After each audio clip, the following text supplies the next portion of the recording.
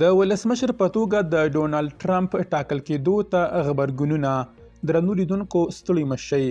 د مقاومت ډلې په نوم د اسلامي امارت سیاسي او وسلوالې مخالفې ډلې هم ټرمپ ته مبارکي ورکړې.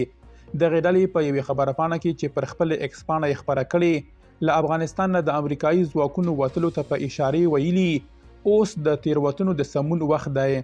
د نړۍ ګڼ شمېر مشرانو هم نن د څلورنۍ یا چهارشنبې پر ورځ ډونالډ ټرمپ ته په ټاکنو کې د بریا مبارکي ورکړې.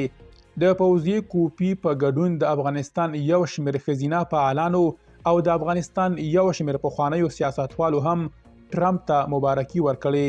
د فرانسې ولسمشر ایمانوئل مکرون پر خپل ایکس پاڼه لیکلي، لکه څنګه چې پوهیږو چمتو یو چې د 4 کلونو په موده کې ګډ کار وکړو. د جاپان لومړي وزیر شیګیرو ایشیبا ویلي دی ټرمپ ته مبارکي وایي او د امریکایانو ډیموکراټیک غوراوي ته درناوی کوي. د کاناډا لومړي وزیر جسټن ټروډو ویلي د امریکا او کاناډا ترمنځ ملګرتیا د نړۍ یو ارمان او حسادت دی.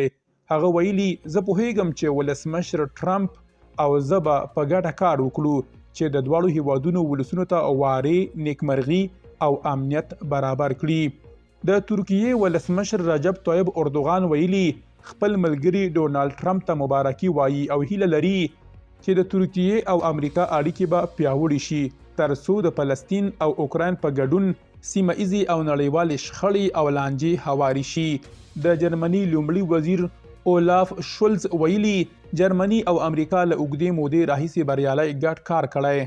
د خپلو وګړو د ګټې لپاره به دغه کار ته دوام ورکړو. د سعودي عربستان پاچا ملک سلمان او ولی عهد محمد بن سلمان هم ټرمپ ته د بریا مبارکي ورکړې ده.